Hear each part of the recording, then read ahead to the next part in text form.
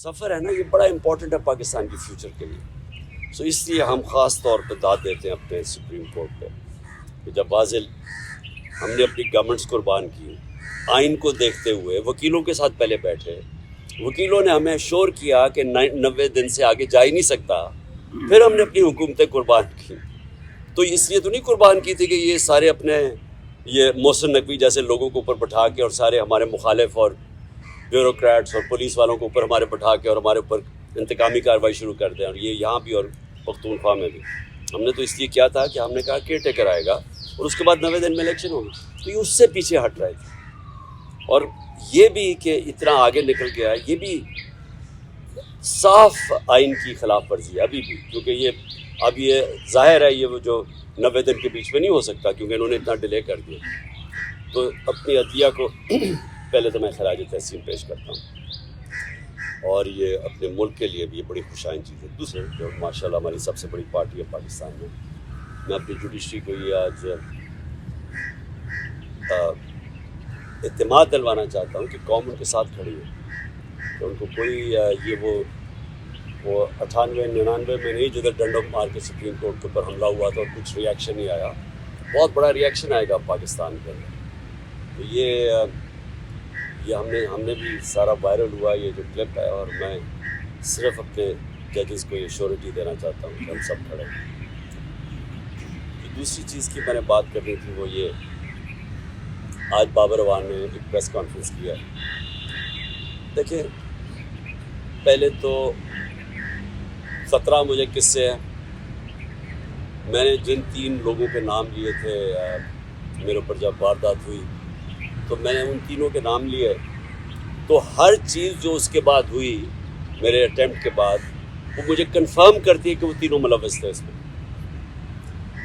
پہلے تو کور اپ کرنے کی کوشش کی, وہ نوید سے پہلی سٹیٹمنٹ, پھر شام کو دوسری سٹیٹمنٹ آ گئی. دوسری سٹیٹمنٹ جب وہ کر رہا تھا تو JIT کے اندر رپورٹ ہے کہ وہاں 5 نامعلوم افراد بیٹھے ہوئے تھے کاؤنٹر ٹیررزم کی. جب اس کو پہلے تو نوید کو یہ DPO گجرات نے اس کی سٹیٹمنٹ کر کے وائرل کر دی, وہ بھیج دیا سب سے پہلے جو ہمارے مخالف اینکرز تھے ان کے پاس پہنچ گئی. اس کے بعد اس کو اٹھا کے لے کے گئے کاؤنٹر ٹیررزم ڈپارٹمنٹ میں. ادھر 5 نامعلوم افراد جو کہ جج کے سامنے اینٹی ٹیررزم کورٹ کے جج کے سامنے JIT کی رپورٹ ہے کہ وہ 5 نامعلوم افراد تھے, وہ وہاں بیٹھے. اس نے دوسری اس کی ویڈیو بنائی اور کئی گھنٹے وہاں رکھا,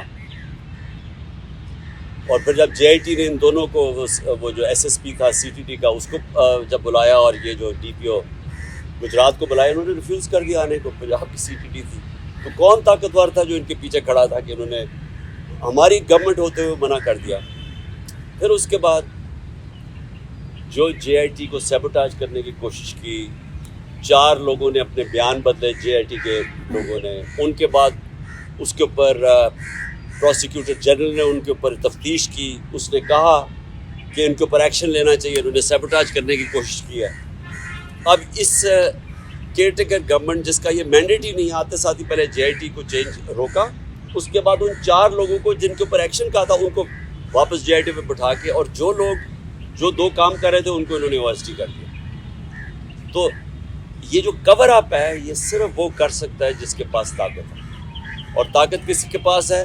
ڈرٹی ہیری کے پاس طاقت ہے, رانا ثناءاللہ کے پاس طاقت ہے, اور شہباز شریف. یہ جو تینوں میں نے نامنیٹ کیے, اس کے علاوہ یہ نہیں ہو سکتے, اس کے علاوہ یہ سیبوٹاج نہیں کر سکتے JIT.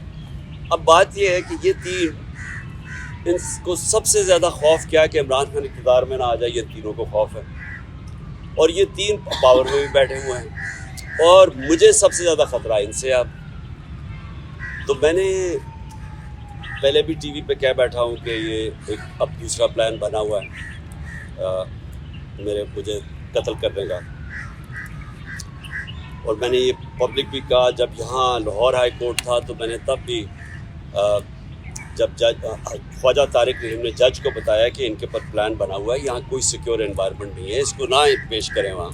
تو جج نے ایشورٹی دی, جب میں یہاں انتظار کر رہا تھا, جب میں گیا اس نے ایشورٹی دی کہ پولیس ان کی حفاظت کرے گی.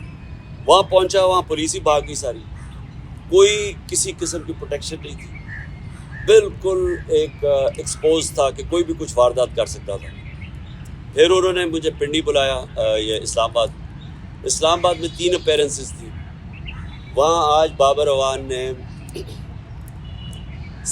جو اندر کے کیمراز تھے, جو سی سی ٹی وی کیمراز تھے, وہ بند کیے گئے. جو وہاں سیکیورٹی کے لوگ تھے وہ وہاں سے غائب تھے, کوئی سیکیورٹی نہیں تھی. سی سی ٹی وی کیمراز بند کیے گئے, اور بالکل کسی پروٹیکشن کے بغیر میں تینوں عدالتوں کے اندر ایکسپوز تھا. اب سوال یہ ہے کہ یہ کس کا انٹرسٹ میں ہے کہ مجھے کون آپ پروٹیکٹ کرے گا؟ جنہوں نے پروٹیکٹ کرنا ان سے ہی خطرہ ہے.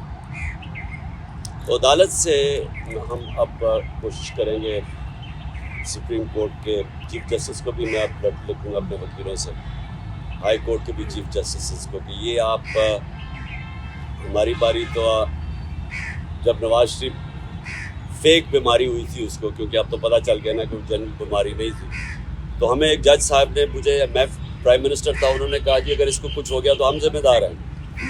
تو مجھے کچھ ہو گیا تو کون ذمہ دار ہے؟ کیونکہ وہ جنہوں نے کچھ کرنا ہے وہی ان کا کام ہے میری حفاظت کرنا. اور دوسری چیز کہ جو نوید جس نے میرے پر قاتلانہ حملہ کیا تھا, اب اس کو عدالت میں نہیں پیش کیا جاتا, اس کی جیل کے اندر اس سے بات چیت کی جاتی ہے کیونکہ اس کی جان کو خطرہ ہے.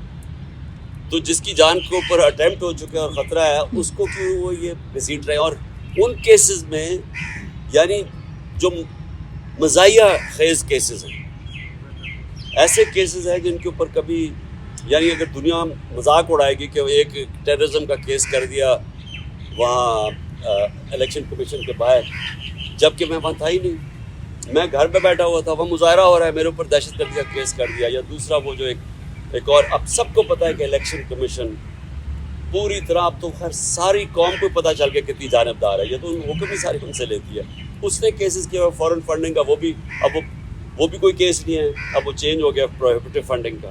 اور دوسرا یہ ہے یہ توشہ خانہ کا کیس, وہ بھی میں اب سب کے سامنے کہ جس وقت وہ دونوں کیسز عدالت میں گئی اوور ٹرن ہو جائیں گے کیونکہ کیسز ہی نہیں ہیں, تو ان کے اوپر مجھے بلایا جا رہا ہے اور میری جان کو ایڈریس کر رہا ہے. تو اس کے اوپر ہم انشاءاللہ اپنے وکیلوں کے ساتھ بیٹھ کے اپروچ کریں گے سپریم کورٹ.